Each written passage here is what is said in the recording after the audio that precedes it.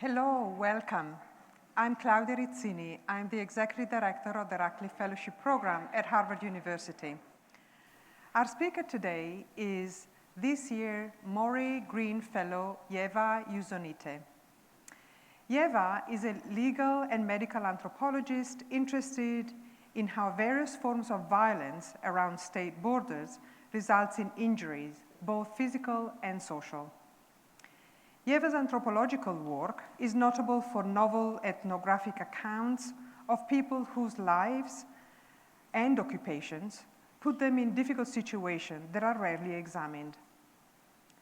Her first book, called Savage Frontier, was about a community of investigative journalists working along the Triple Frontera, a border shared by Argentina, Brazil, and Paraguay. The book examined the journalist's role in shaping how we understand security. Her last published book, Threshold, focuses on emergency responders on the US-Mexico border and the politics of injury and rescue in the borderlands. As a public anthropologist, Ieva works to make her writing and research not only accessible, but appealing outside her discipline. She has written and spoken extensively about her work in the press and on radio outlets. Her project as a Radcliffe Fellow continues her work on the US-Mexico border by tracing the guns as they move between neighboring countries and across the divide between law and crime. Her book on the subject, called Exit Wounds, will be coming out in 2024. Ieva is a professor at Brown University and a trained paramedic. Many years ago, as a graduate student, she volunteers as an auxiliary firefighter in the Cambridge Fire Department. She can still vaguely recall the various colors in which hydrants are painted to indicate different water flows. I didn't know that. It is my great pleasure to introduce today's speaker, Professor Ieva Jusionyte.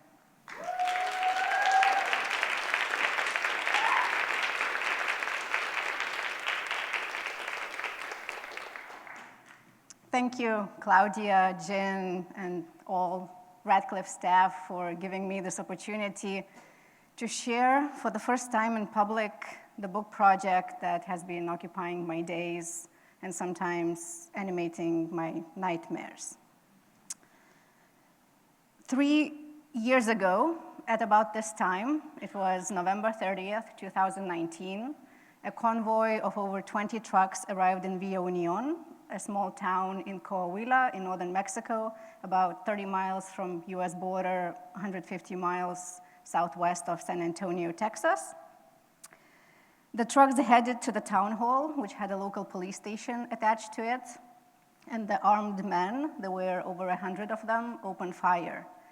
After the attack, they tried to get away. They kidnapped several local youths to guide them back to Tamaulipas. When the Mexican Federal Security Forces showed up, the two groups engaged in gun battles that lasted into the following morning. And when it was over 20 people had died. 16 of them were armed men affiliated with CDN, an armed group that developed from former Zetas. 4 were police officers and 2 were firefighters who had been kidnapped by the group.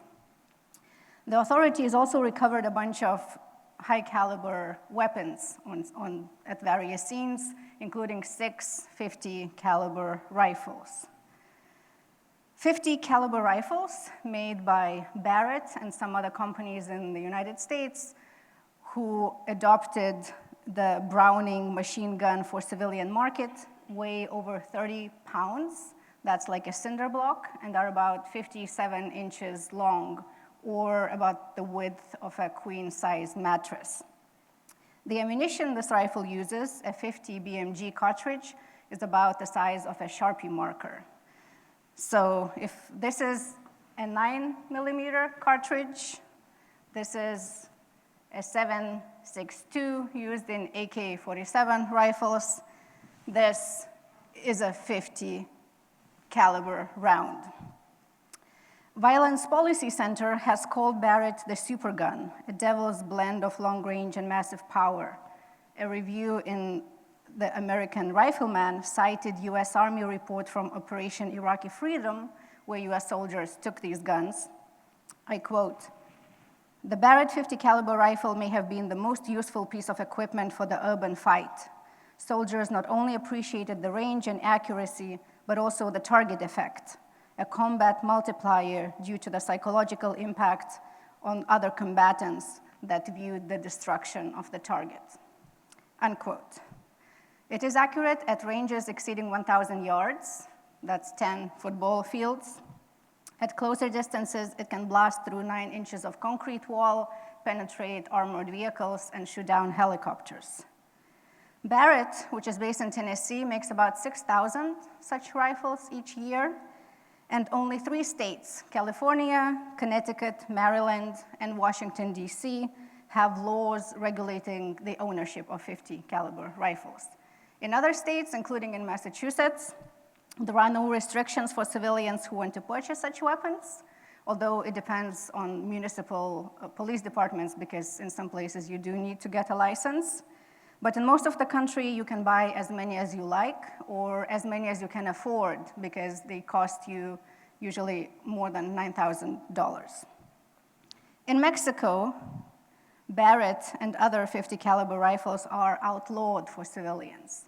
Yet in the past 4 years, the security forces seized nearly 400 of them, most of them in Tamaulipas, south of the border, just on the other side of the border from Texas. But they have also showed up at other major encounters between Mexican security forces and organized crime groups, including the failed military operation to arrest El Chapo's son, Ovidio Guzman, in Culiacan, Sinaloa in 2019, and the attempt to assassinate Mexico City Secretary of Security, Omar Garcia Arfuc, in 2020. One of those guns that was recovered in Villa Union that November 3 years ago was a belt-fed 50 caliber rifle that was sold 2 weeks earlier at a gun store near Houston, Texas. The man who bought it, Israel Chapa, over a 6-month period purchased about 100 high caliber rifles.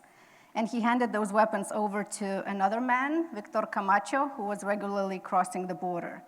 It was a mere coincidence that the sheriff's deputy stopped Camacho for speeding on US 59 South, the highway connecting Houston to the border town of Laredo, and it was a canine unit. When the dog alerted the officer that there was something inside the vehicle, he searched it and he found a 50 caliber rifle with obliterated serial numbers and about 100 rounds of 50 caliber ammunition.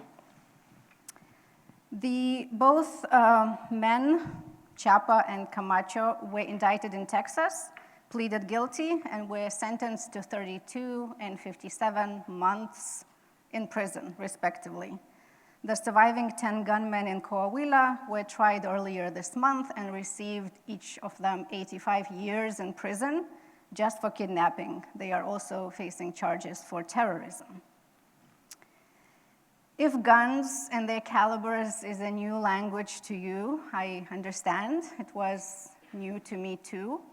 Before I saw the guns, I saw the wounds. About 7 years ago, I was in a different town on the US-Mexico border, further west, doing research with emergency medical responders and firefighters in southern Arizona and northern Sonora for my last book, Threshold. And as a trained EMT and paramedic, I also volunteered providing medical aid at a migrant aid center run by the Kino Border Initiative in Nogales, Sonora, helping people who got injured or fell ill on the migrant trail, men, women, and children who left their homes in Mexico, as well as El Salvador, Honduras, and other places, and were hoping to reach the United States. And I remember one young man who said he was from Acapulco, a town, a city on Mexico's Pacific coast in the state of Guerrero, who said who told me how masked men forced his father into a truck and then dumped his decapitated body on the street, and the son fled immediately after in hopes of seeking safety in the United States. So not everyone shared their stories, and we didn't ask, but even without their words, the bodies, exhausted, dehydrated, marked by scars, were sufficient evidence that something back home had gone seriously awry for these people to risk their lives on the journey north. Extortion, kidnapping, and other forms and threats of violence motivated more than 45,000 Mexicans to apply for asylum in the United States over the past 2 decades. Fewer than 6,000 people were granted it. Many crossed the border without asking for permission, knowing that the forms of violence they were fleeing from were not included in the mid-20th century convention still governing international humanitarian law. Theirs was and is a dangerous journey. Thousands have died trying to cross the border. This map is a collaborative effort by an organization, Humane Borders, that leaves water tanks for migrants in the desert, and Pima County Office of the Medical Examiner, and they keep track of locations where human remains have been found. The most frequent causes of death in this part of the borderlands in the desert being dehydration and heat stroke. Although I'm focusing on Mexico in my talk today, and in my research, I want to know that migrants who come to the border and risk their lives crossing it come from all over the world. Central America, more recently Venezuela, Haiti, China, Romania, and elsewhere. Still, migrants from Mexico to this day remain the largest group. Many are wounded on the journey. Last year alone, in 2021, more than half of the Mexican citizens who were hospitalized in Tucson, in Arizona, due to injuries sustained crossing the border had leg or ankle fractures. 13% had spinal fractures. And more people keep coming. In fiscal year 2022, which ended at the end of September, over 800,000 Mexicans were apprehended by US Border Patrol, although that number includes people who tried crossing over and over again multiple times. So it was during my time in Nogales, routinely crossing the border back and forth, that I began paying attention to the signs that said, that were posted on all southbound lanes on the roads and also at ports of entry, warning people who were about to leave the United States that it was illegal to carry guns and ammunition into Mexico. Back then, I did not know that Mexico had different, much stricter gun laws.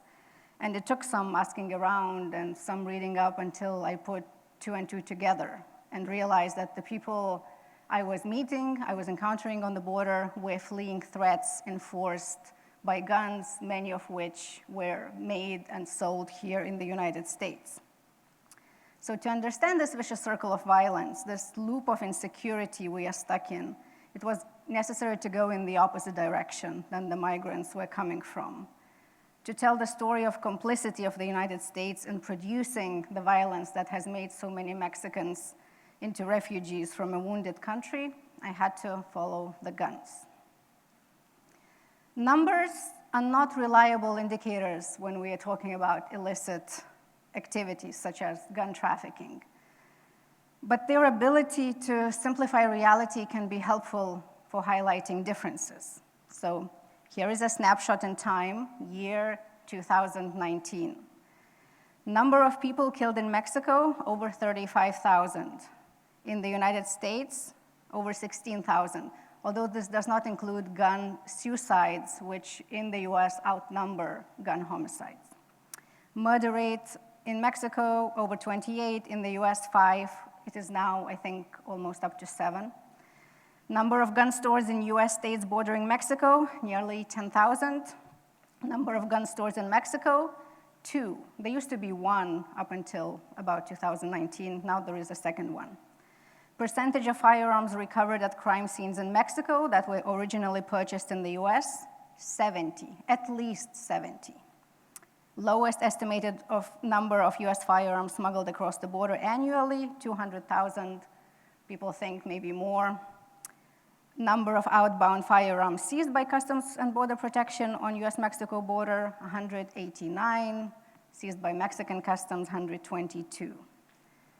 So the question that underlies the book on which I'm working here during my fellowship is this: what do American guns do to Mexican lives?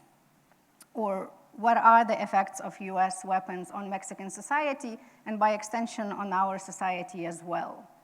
What and where are the exit wounds of US firepower? So let me explain what I mean by the concept of exit wounds. When I became an EMT and later a paramedic, I learned to distinguish entry and exit wounds. An entry wound where the bullet pierces the body is usually round and oval, quite regular in shape, has an abrasion ring. Meanwhile, an exit wound is typically larger and more irregular in shape. It can resemble a starburst. The distinction is an oversimplification. It's not always possible to tell an entry from an exit wound, but it was critically important because knowing the trajectory of the bullet through the body helped us understand which organs might have been impacted and guided our actions in the back of the ambulance. But finding the exit wound was important beyond our work and beyond diagnosis of trauma. It also had legal implications. Distinguishing between entry and exit wounds provided clues to police investigating crimes. By the time I began research on guns, several years had passed since my last shift on the ambulance, and yet what I was doing felt familiar. I was looking for exit wounds. Although firearms injure and kill individuals, gunshot wounds reverberate through the community, like a starburst. The impact of the bullet exceeds the punctures and scars it leaves on the human body, penetrating social fabric, creating collective damage shared by families, communities, entire regions, past from present to future generations. The effects of guns in general and of US guns in Mexico in particular are physical and social, material as well as political. Although the numbers vary from one Mexican state to another, in recent years, the majority of Mexicans, over 2/3, said that they felt insecure where they lived. More than 100,000 people have been forcibly disappeared or are registered as missing. Even the language has been mangled by gun violence, so that words that once meant something are no longer able to describe, let alone explain what is going on.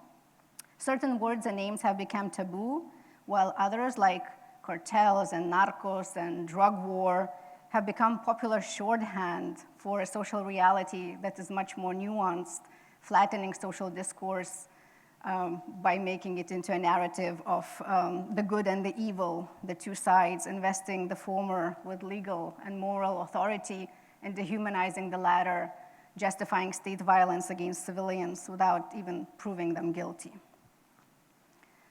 To understand gun trafficking and the role guns play in violence, we need to ask why. Why do people smuggle guns from the US to Mexico? And that means asking about the demand. Why do people in Mexico want guns from the United States? It also means asking about the supply. Why do they so easily get them from here? Smuggling happens when there is an asymmetry between two sides of the border, a difference in laws, in availability, in price, that makes moving things from one side to another profitable. And to understand how this asymmetry between the US and Mexico came to be, we must first look at the past. Mexico and the United States share histories of European colonization and violence fueled by gunpowder. And yet, firearms have come to play very different roles in the development of the two states. The Second Amendment to the US Constitution, ratified in 1791, reads, "A well-regulated militia, being necessary to the security of a free state, the right of the people to keep and bear arms shall not be infringed." So this vague framing of the militia clause has led to disagreements over whether this right to bear arms is individual or collective. Back then, people who owned guns were mostly white settlers who needed firearms to protect themselves as they were encroaching on the lands that belonged to native communities, to disrupt indigenous resistance to occupation and displacement. Later, as practical rationale for owning firearms waned, gun manufacturers such as Colt and Winchester, who wanted to continue making weapons on an industrial scale after the end of the Civil War, who needed a rationale for keeping up mass production of guns in the times of peace, turned to savvy marketing and advertising, in which they drew on these cultural narratives of the frontier to sell guns as tokens of a uniquely American and masculine style of freedom and power. In Mexico's history, too, guns have played an important material and symbolic role. Without European and American weapons, there would be no modern Mexico. The wars of the 19th century, first for independence from Spain, then to repel invasions by the United States and by France, and the Mexican Revolution at the start of the 20th century, they were all fought with mostly foreign weapons that were procured from abroad at great expense. Mexico did not have a local gun industry like the US did. Like in the United States, gun ownership in Mexico is a constitutional right. But unlike in the United States, where the gun lobby has been able to use the vagueness of the Second Amendment to block laws regulating gun ownership, in Mexico, this right is not absolute. As noted in Article 10 of Mexico's Constitution, the inhabitants of these united Mexican states have the right to possess arms in their homes for the security and legitimate defense, with the exception of those prohibited by federal law, and those reserved for the exclusive use of the Army, Navy, Air Force, and National Guard. So the federal law, Ley Federal de Armas, was passed about half a century after the revolution in 1971, during a period of widespread anti-government protests and student organizing, a period of armed resistance by urban and rural guerrilla groups, and intensifying repression by the government forces during the Mexican Dirty War.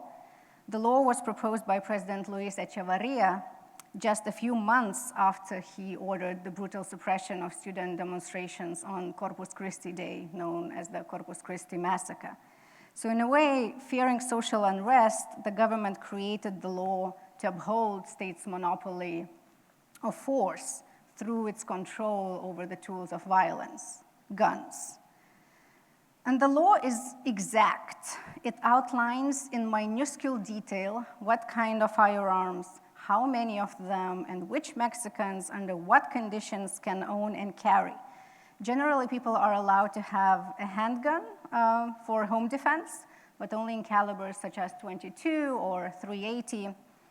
People who engage in hunting or target shooting and are members of gun clubs can also have shotguns or rifles, including semi-automatic ones, but certain larger calibers like .223 used in AR-15 style rifles or .762 used by AK-47 variants, and definitely 50 calibers are designated for the armed forces only.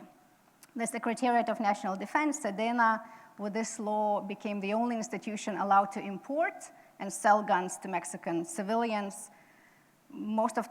Until now, it was at one store in Mexico City run by the military. Now there is a second store near Monterrey, also run by the military. For years, so this law had widespread support when it was passed in Mexico, which is not surprising considering the press was running daily stories about armed bank robberies and raising fears of communist uprisings. Reaction in major US newspapers was quite the opposite. For example, the New York Times didn't have much confidence that this law in Mexico could work.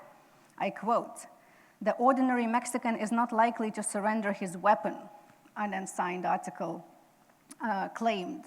"The real problem lies in the attitude of Mexicans towards their weapons. For many Mexicans, the quality of masculinity, machismo, means attachment to women, tequila, and the pistol.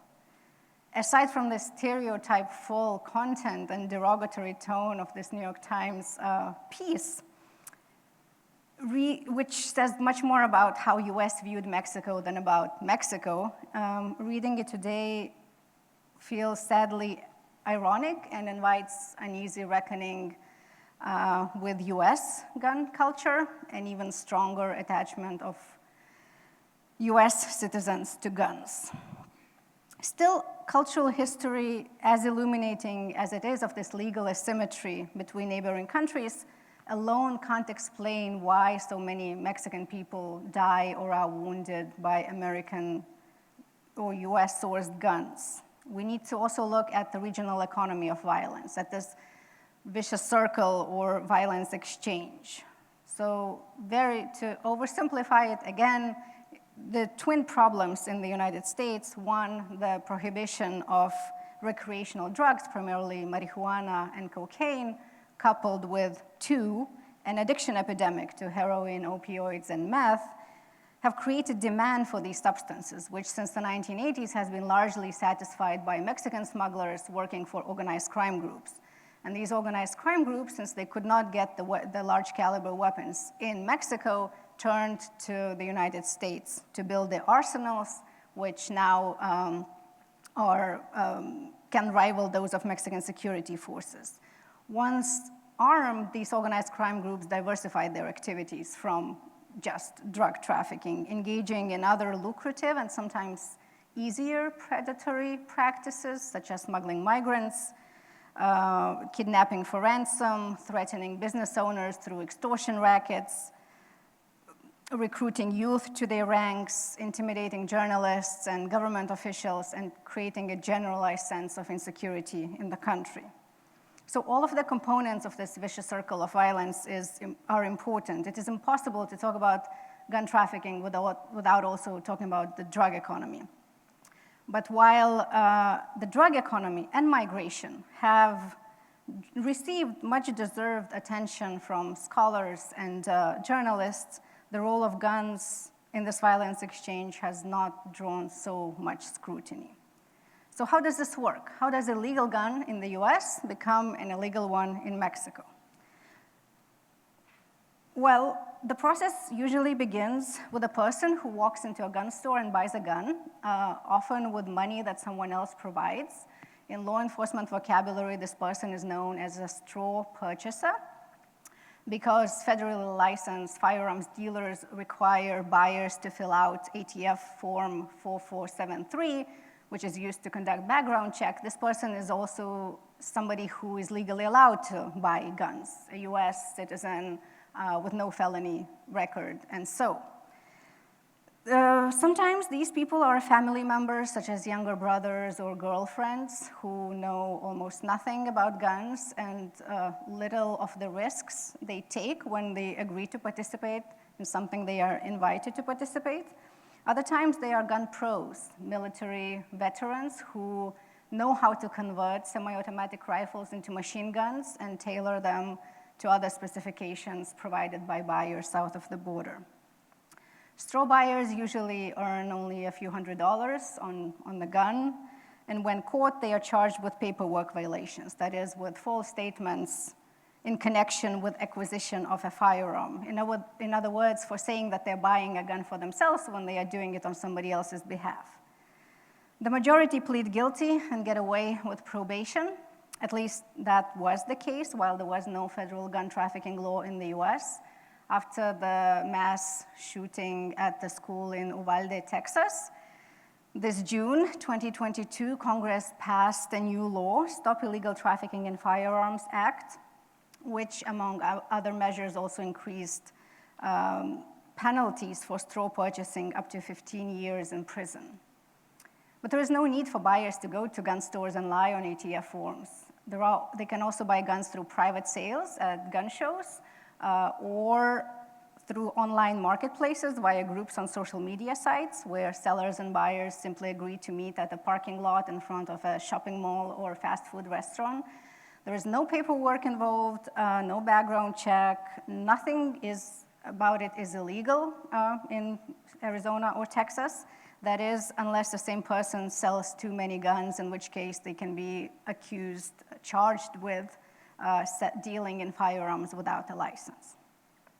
Buyers pass guns to smugglers or sometimes to other intermediaries. The larger the operation, the more compartmentalized it can be.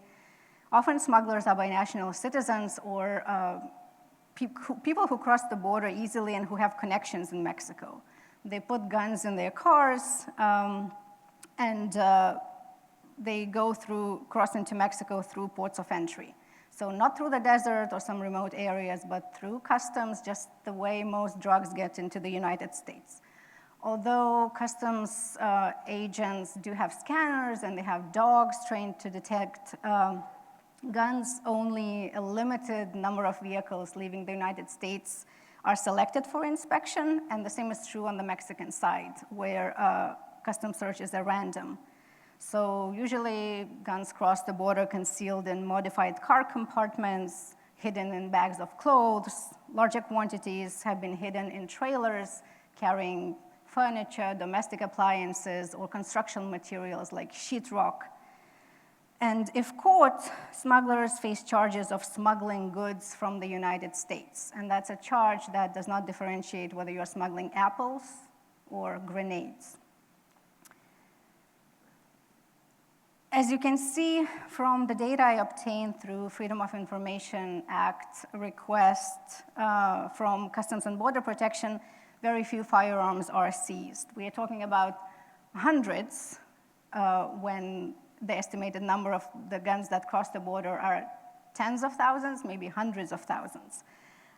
This data is for US outbound seizures only, although I did receive records from the Mexican customs. There were large gaps before 2018, and in 2019, Mexican customs confiscated 107 guns on the border, 2019, 127, which is very much similar to what the US customs confiscated in those years.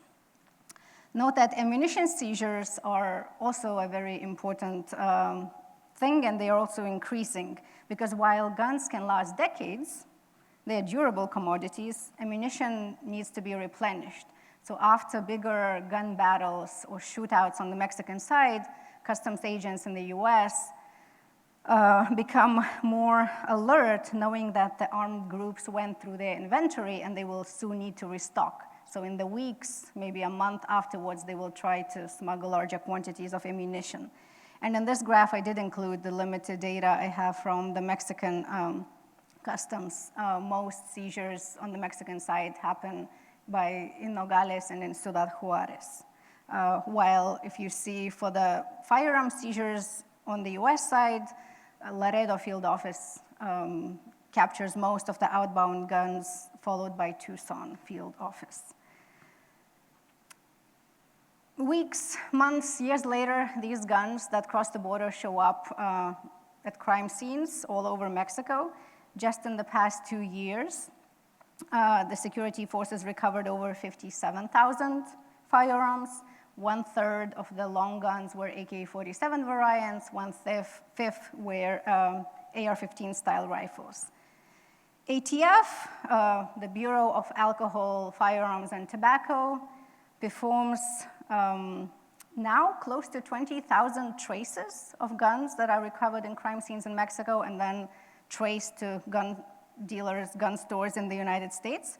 But other than providing an aggregate number, that 70% of guns in Mexican crime scenes come from the US, they deny FOIA requests and do not share details of the types of guns that are traced, nor the locations of the dealers that sold those guns. So this map is based on partial data on a leaked database of nearly 3,000 firearms that were recovered in Mexico between 2006 and 2010 and traced by ATF to sources, to gun dealers in the United States. It is only a fraction, possibly less than 10% of firearms they traced during those years, but it is quite an accurate depiction of gun trafficking patterns. According to the latest data shared by Mexico's Attorney General's office at a conference in Mexico City earlier this month, of the top 10 counties from where guns recovered in crime scenes in Mexico come. 5 of those counties are in Texas, 2 are in Arizona, 1 is in California, and the other 2 are up here in New England. Hartford County in Connecticut, the home of Colt, and Hampden County in Massachusetts. That's around Springfield, where Smith & Wesson is located. So last year, in 2021, the Mexican government sued US gun manufacturers at the federal court in Massachusetts for, I quote, their contribution to the epidemic of gun violence, unquote. US-based companies, including Smith & Wesson, Colt, Barrett, Century Arms, have been supplying most of the firearms recovered at crime scenes in Mexico, and the lawsuit argued they have inflicted massive injury to the Mexican people and the Mexican government, which has been struggling with mounting costs for medical care, mental health services, incurred significant expenses for police, courts, prisons, and endured extensive economic losses. The lawsuit called guns the venom in the snakes that are the drug cartels. But there is a law here in the US known as PLACA, or Protection of Lawful Commerce in Arms Act, which was approved by Congress in 2005, and that shields gun makers from civil liability for injuries their products cause to people in the United States. Mexico's lawyers try to argue that their country has made no such social contract exempting gun manufacturers from responsibility, but the judge in Boston dismissed the lawsuits earlier this fall. The legal fight is not over. Mexican government filed another lawsuit against gun dealers in Arizona, so we'll have to wait and see what happens. But there is something that neither these lawsuits nor ATF trace data care to mention. And that is that Mexican military and police forces have also been eagerly purchasing US and European guns, legally importing rifles and pistols, submachine guns, and grenade launchers. And some of these guns have ended up in police units known for human rights violations. Some have been reported as stolen or lost by the military or police, which really means that they were sold by these officers to organized crime groups. Either way, these legally imported guns have also been used to terrorize, injure, and kill Mexican civilians. So the book I'm finishing here at the Radcliffe is my attempt to tell this complicated story, to follow the guns from the US to Mexico and tell that story, tell the story through the stories of people. Although I did read thousands of pages of court transcripts and other unsealed court documents, legal documents, and combed through data I obtained through public records requests, which has been all very helpful, I am an ethnographer. And that means that following the guns, for me, meant hanging out with people who live with them and who use them. And who cross both the border and the law. And to trace this lethal thread from gun stores in Texas and Arizona to crime scenes in Coahuila and Monterrey, and to show how it binds the two countries and entangles multiple lives and deaths, this book is composed of several storylines. The first is that of organized crime, with a focus on the Zetas and more recently the CDN and the reign of terror in northeastern Mexico. It is about young people, including a teenage girl from a family split apart by the border, who were recruited by armed groups, who engaged in violence themselves, and who now live in and out of prisons. The second storyline is that of gun enthusiasts in Mexico. So these are businessmen, doctors, lawyers, politicians who like hunting and target shooting and collecting, who reload their ammo and who smuggle guns from the US because here they can find the models that they like, including more powerful handguns and ammunition for self-defense, for they do not trust law enforcement to protect them. It is also about the gun market thriving on WhatsApp, which has its own coded lexicon If you want to buy a new gun, it's called vegan, vegana, and a used gun is referred to as carnivore. The third storyline develops on this side of the US border, or US-Mexico border, where US federal agents try to stop guns before they get into Mexico. It is about their work in the aftermath of failed gun walking operations, where ATF let guns be smuggled across the border, hoping to find the ultimate buyers and understand how organized crime works. But they lost track of them, and those guns keep showing up at crime scenes all over Mexico. It is also about what it is like to pursue gun trafficking cases when US government resources are disproportionately, not only resources, but also political will, are disproportionately focused on drug interdiction. So as you can see, it is really more, the book I'm writing is really more about people than about guns. Although there are plenty of those too, AK-47s and Barretts and .38 super pistols engraved with Aztec symbols, and I follow them to the very end, the destruction of firearms during gun buyback campaigns and their transformation into public art. So to conclude, I would like to return to the beginning.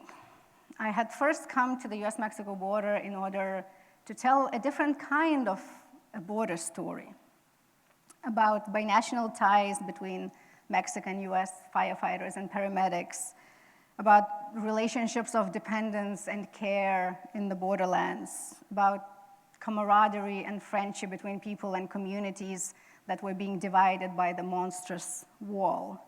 And yet my book barely made a dent in the narrative that still dominates US national imagination of the southern border as the site of danger, a perpetual crisis, an invasion. Not only is this narrative false, border communities are safer than many urban areas in the United States. Migrants commit fewer crimes than US citizens, and it was the United States that invaded Mexico in mid-19th century and took a large chunk of its territory, not the other way around. But this narrative also blatantly ignores the role of the United States in creating the conditions for criminal violence in Mexico and in Central America that then becomes the pretext for seeing the border as a source of threats. So I hope that Exit Wounds enables more people to understand this vicious circle of violence and insecurity.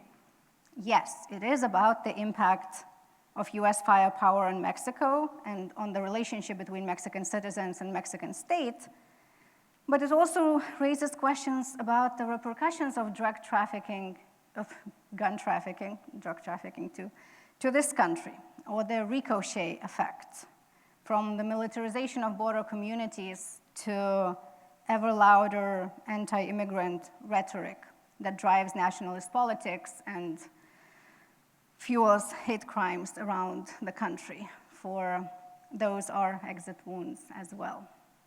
Thank you.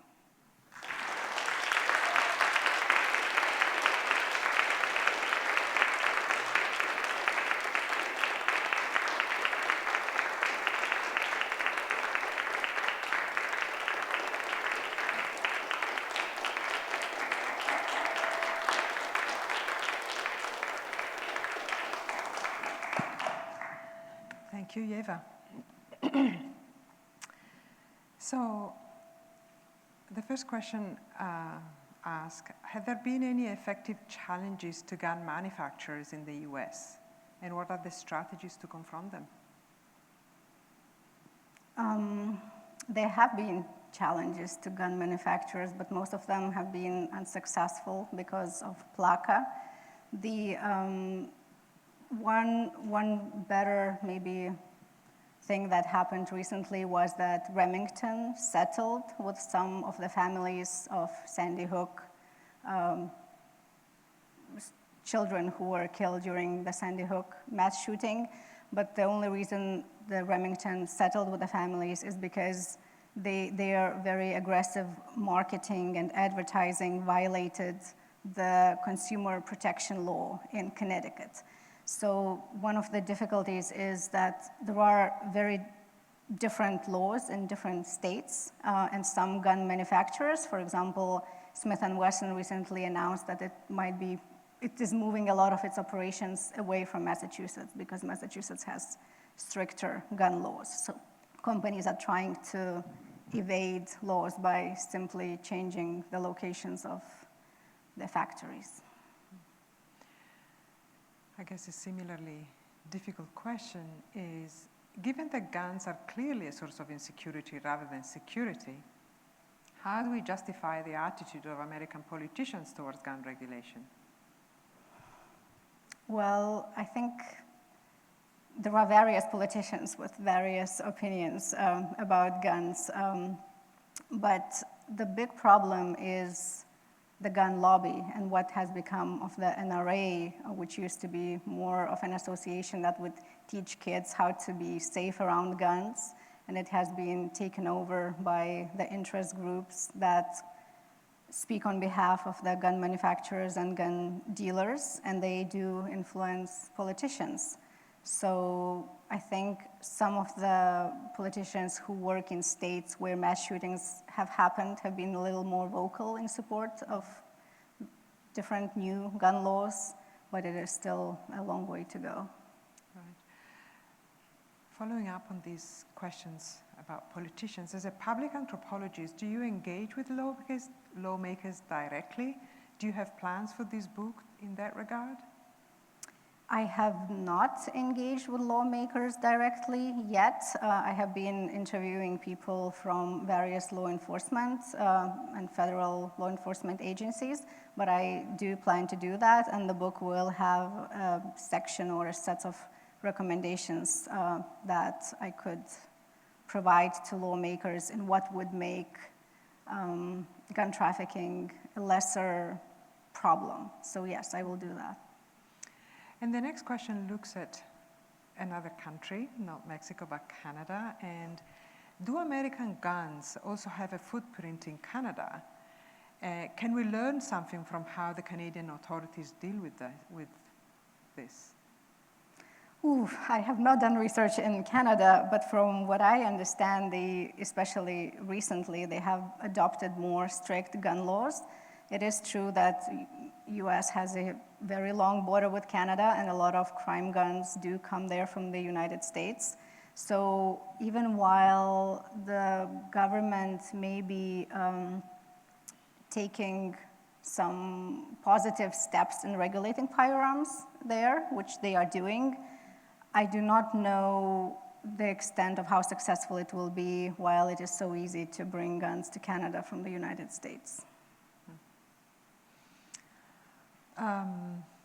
In your chart on ammunition seizure, there seems to be a drop in seizure every 3 years or so. Is there a reason for that? That's a good question. I do not know. Usually because the seizures are not so big, we're talking about 100 guns per year in all 2,000 miles of the US-Mexico border. So usually what makes up those numbers is a few larger seizures. If there is a bigger gun trafficking operation going on in Arizona or in Texas, maybe they stop a trailer with 25 weapons, and that increases the numbers for that year. And the other year, it just does not happen. But you did see there was a spike in 2020, which was quite interesting.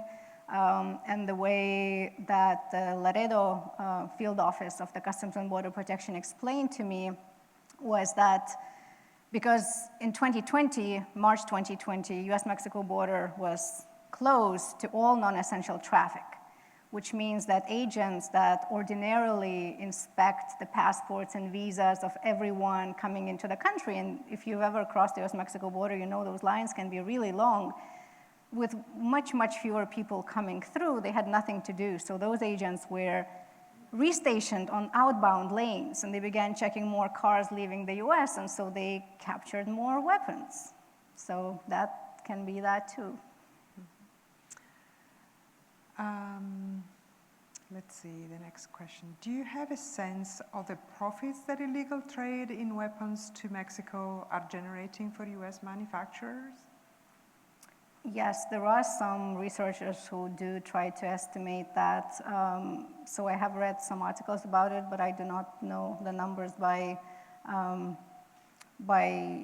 heart. However, what I do remember from those studies is that it is a significant profit for gun manufacturers to let those guns cross the border or be sold to dealers with records of selling crime guns. Mm-hmm. And this question is a little unclear, but I try to interpret what the person is asking. Do you see any socio-political and or economic benefits to any political group or leader in the US and Mexico about, I guess, having this trade, this flourishing trade in guns? Depending how far you want to extend that thread, I mean, as I was trying to say, the gun trade is related to the drug trade, and just talking about the insecurity of the border or insecurity in Mexico does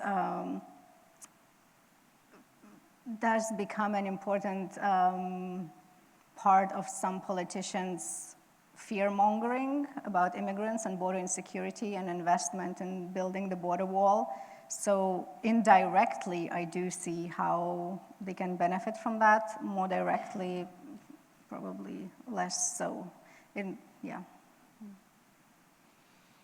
I think it's a complicated answer. Could a negotiated solution link US government restraints on the transfer of weapons across the border with Mexico, taking more action to restrict migration? Okay. Could a negotiated solution link US government restraint on the transfer of weapons across the border with Mexico, taking more action to restrict migration? I don't think this question is terribly clear. But it links the US government restraint in transferring weapons across Mexico with the migration issue. Yes, and there have been, so it's a difficult and complicated topic because in negotiations between US government and Mexican government, that is often what is talked about. That is, the Mexican government would ask US to stop gun trafficking in exchange for not allowing migrants to reach the US-Mexico border, basically either providing more opportunities to ask for humanitarian asylum in Mexico or stopping them in southern Mexico, not allowing them to approach the border, sort of a quid pro quo. But I do not think it's a working situation, and I do not think it has any positive outcomes in the long run at all. Yeah. So another question about the graphs that you've shown. So in the graphs you showed of the amounts of guns and ammunition confiscated by customs agents on the border, there appears to be a sharp increase in guns and ammunition seizures in 2020. Can you explain why there was such a notable increase? So that was what I was trying to say about the pandemic, and that because all the agents were taken from inbound lanes to outbound lanes, and they just checked more vehicles and found more guns and ammunition.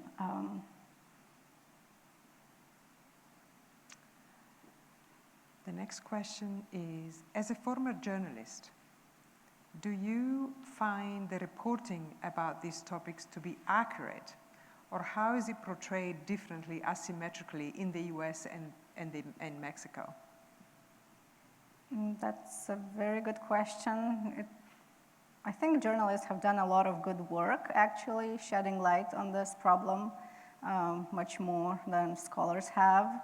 There have been really good investigative stories by US-based journalists.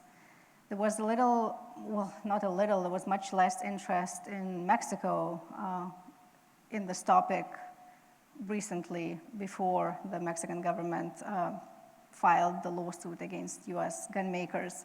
But the local press in Mexican border towns where there is local press have always been reporting about gun and ammunition seizures. It has just not been such a big national topic of conversation, although I did show that one image from the years of the presidency of Felipe Calderón, of those signs, no more weapons, directed at the United States. So there has been understanding about this problem for quite a while, but not that much. I wouldn't say that journalists have depicted like that they have understood gun trafficking in any wrong way. I think it's people who are in other sectors that should understand what is happening and read more investigative journalism. Right. And I guess the next question follows up on what you just said. So can you I'll try and combine these two questions. So can you tell us some, I would say, given the time that we still have, about one story of individual people's life and how they have been affected by the guns in Mexico? And the second question asks about the murales that you have shown and whether they were commissioned and how they played a role in the community in which they were painted. Oh. So first the story questions. about... Okay, story. So one of the stories that I tell in the book in great detail is of this teenage girl whose family left for work in the United States, and then she was growing up with her grandparents in the neighborhood that was becoming more dangerous. There were more armed groups in the neighborhood, and she was forcibly recruited to join the group. She was trained to become a member of organized crime and engaged in various illicit activities, and was later arrested and put in prison and later released. So I think her story stood out to me specifically because she was a woman. Most of the other people I have worked with and whose stories I'm telling, they are men. And we often think about the subject of guns, that it's only about men being the perpetrators of violence. So that story is really key. As for the murals, so those murals are in Azcapotzalco, which is one of the boroughs of Mexico City. I was there because I was doing participant observation as an ethnographer in gun buyback programs, which were run in different parts of Mexico City. Usually they were held on church premises, so people would come and not be afraid to give away their guns without any questions asked. And I just passed this mural on the way to the gun buyback program, and I stopped and took pictures. I do not know whether it was commissioned. I have not yet found that information, but if anyone who is watching hears this, I'm very interested to hear the backstory of the murals. They are about Ayotzinapa, which is in Guerrero, and it was a big massacre of students in which organized crime, local police, and now we know the military also participated. So it just shows that intertwinement between various violence workers for the government and outside the government that make people's lives in Mexico so insecure. Thank you, Ieva, for sharing your amazing work with us. Thank you to the audience here in the room with me and online for following this talk. There are more events that you can follow online at radcliffe.harvard.edu. You can also find video of past events at the same website. Thank you for joining us today and have a great rest of the day.